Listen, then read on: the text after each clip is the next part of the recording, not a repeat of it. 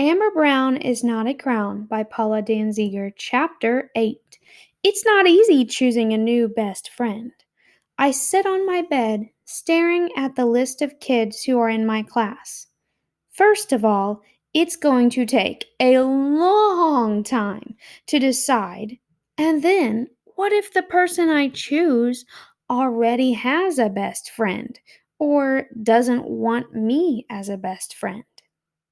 The names are all written out in light blue ink. I am using a red pen to cross out all of the people who could never be my best friend. Alicia Sanchez and Naomi Schwartz are already best friends. So are Freddie Romano and Gregory Gifford. A couple of the boys are very obnoxious, so I've crossed them out. Finish the rest of page 63. Brandy Colwyn has a purple star by her name. She's a definite maybe. So is Mark Manchester. Frederick Allen, however, is an absolute no. He's one of those pick and chew nose people. There's a knock on my door. Amber, honey, may I come in? I put the list under my pillow. Sure. My mother comes in, carrying a bowl and 2 spoons. I know that this is not nutritionally sound, and we shouldn't turn to food, but I can't help myself today. Finish the rest of the page.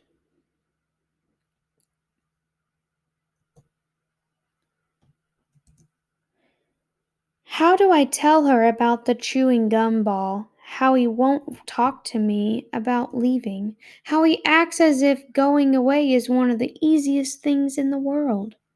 I shake my head. If I start to talk about it, I'll start to cry. My mother puts the bowl and spoons on my desk and puts her arms around me. Amber. She kisses the top of my head. I don't pull away when she does that, although I usually do when she does it in front of other people. Amber. She kisses the top of my head again. I know that you are going to miss Justin. Finish the rest of this page.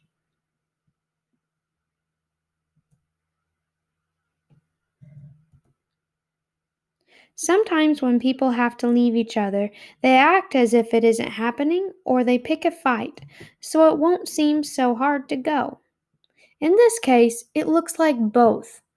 But think of all the good times you and Justin are missing right now because you've stopped talking. I start to cry more. I hate to cry. Sometimes I'm afraid that if I start, I'll never stop. And now I've started. My mother hugs me. She hugs. I cry. We sit for a while and then I back away.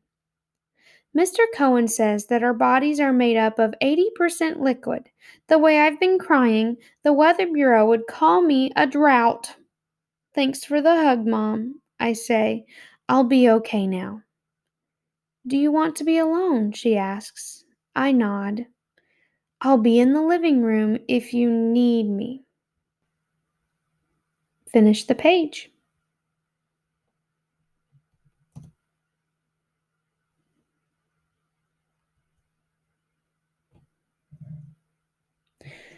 Who else is going to give up her cookie wafers for him? Cheer for him even when he strikes out. Who else is going to convince Danny that it's big boy to make his brother's bed for him? I'll tell you something. He's going to miss me. I'll tell you something else. I'm going to miss him. What did Amber Brown's mother talk to her about in her room?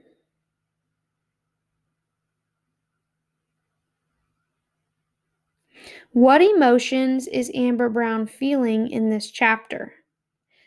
Why is she feeling these emotions? So, two sentences at least. One that talks about what the emotions are, and then the second sentence, why she feels that way.